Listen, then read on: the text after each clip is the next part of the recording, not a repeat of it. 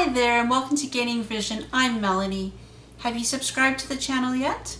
If not, take a second, hit subscribe, and please don't forget to like and share. And did you know that there's actually a notification button you can hit too? So you'll be notified every time I put up a new video. So take a second, hit that one too, and let's get started. Confidence is something that we all aim to have. It's the ability to believe in ourselves and what we're capable of. We're not born with confidence. It's something that we have to gradually acquire. So when you think about it, we all know we can do certain things, but maybe we'll doubt ourselves and maybe something will happen and you'll lose your confidence. So it's important to encourage our children at a young age to have confidence in themselves.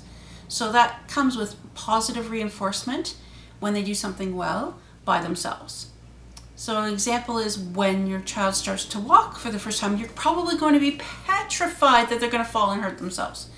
But even from the very first time they do a big step and you clap, yes, good job, that sort of reinforcement is something you start from a young age. As kids start to get older and maybe start to go to school, you want to encourage them every time they try something new. You want to give them the confidence that they can do anything they put their mind to. So whether they're going out to try a new sport or doing something different at school for the first time, you want to encourage them to be confident in their abilities and know that they can carry on with their head held high. Now, in school, there's going to be things when they don't do so well and they perhaps will fail, whether it's a subject or not make a sports team. That's okay. It's part of learning and part of understanding confidence. So they may fail a test or maybe not make the team that they were trying out for. But you have to be there to say that that's okay. Now you take it as a learning what went wrong, how do you change it for next time. Never really play up the fail. Don't scold them for failing. Don't make a big deal. Oh, you poor thing. Just say, okay, it happens. How else can we learn and move forward? The reason for this is this will help them to develop their own self-esteem and self-confidence and ways that they can build it up as they fail throughout life. Part of the process of learning and growing into an adult is the failure. So what happens though when one of your children are beat down so bad, their confidence is so low that you just want to step in and hug them and save them? That's unfortunately one of the worst things you can possibly do. And I know it's hard as a parent not to do that. What you have to do is get them to pick themselves up, brush themselves off, and get them to continue to go forward. So this might be tough. An example may be, say they went out for the school play and they really wanted the lead role, but they only got a cast role, in the background. You're not going to say, that's okay, You find out, well, what did you do well? What went wrong? Talk about, have a conversation. Again, you don't want to demean them. You don't want to make them to feel bad about themselves, but you also want them to be able to identify where they have opportunities for growth. Well, I forgot my lines. Okay, so what can you do to improve that next time? Slowly you'll start to see that they're going to take on these self-evaluations themselves of looking at what happened to the situation.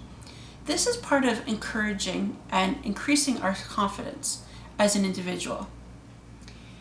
As you get older and kids go on and they graduate from high school, they'll probably have a sense of confidence.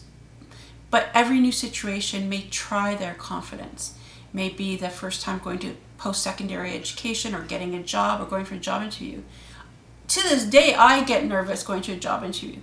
But you have to walk in with confidence. You have to have your head held high no matter what. Now, some things that can help individuals build their confidence is, of course, by succeeding and doing well at things.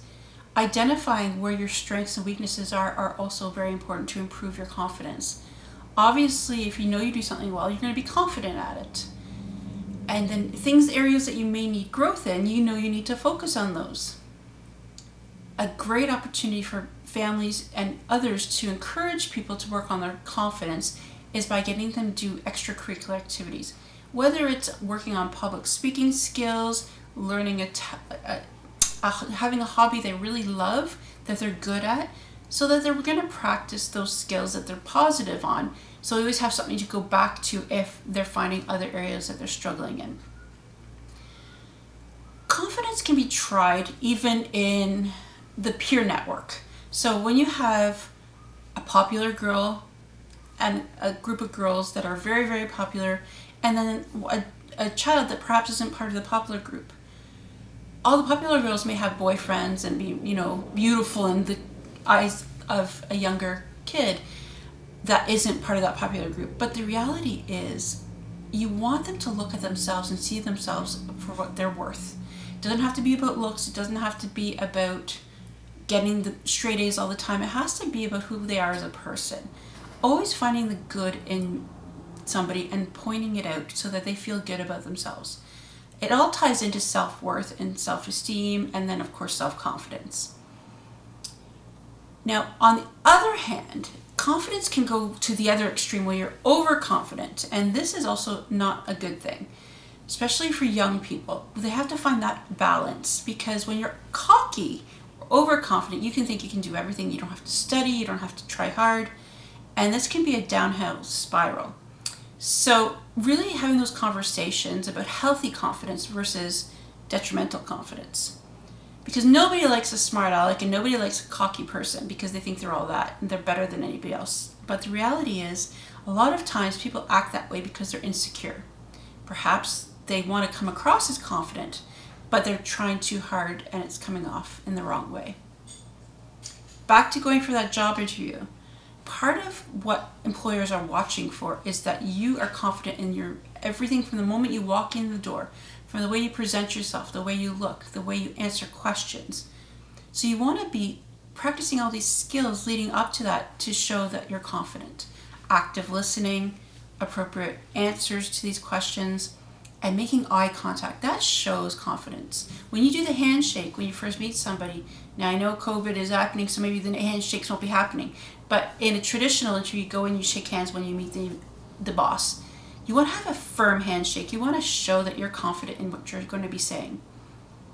Confidence is something that individuals with disabilities sometimes lack, and that's because they're always worried about people watching and looking at them and their disability. The reality is, I've met so many individuals with disabilities, they're some of the most confident people I know. And that's because they have had a very good upbringing about trial and error, failing and succeeding, and never having things done for them all the time. We're all going to fail in life. We're all going to have to pick up the pieces and try again over and over again to build that confidence. But there's other ways to help individuals, especially with disabilities, identify their confidence. So I remember when I had to first learn to walk again. Step by step, I needed those encouraging words. I needed those confidence boosters and setting small goals for myself to achieve those goals. It doesn't have to be a big thing to climb a mountain. It has to be taking a step or walking 4 feet ahead of me. Those were the small goals I was trying to achieve. And every time I succeeded in reaching that goal, I felt a sense of amazing confidence surge through me because I set a goal, I accomplished it. So find out what small goals you can set for yourself to help build your confidence. Sometimes people will try and bring you down and bring your confidence down, especially if there's some jealousy or perhaps they're not confident themselves. They'll say negative things. And unfortunately, we all have that negative voice in our heads that tells us things that we have to challenge those thoughts.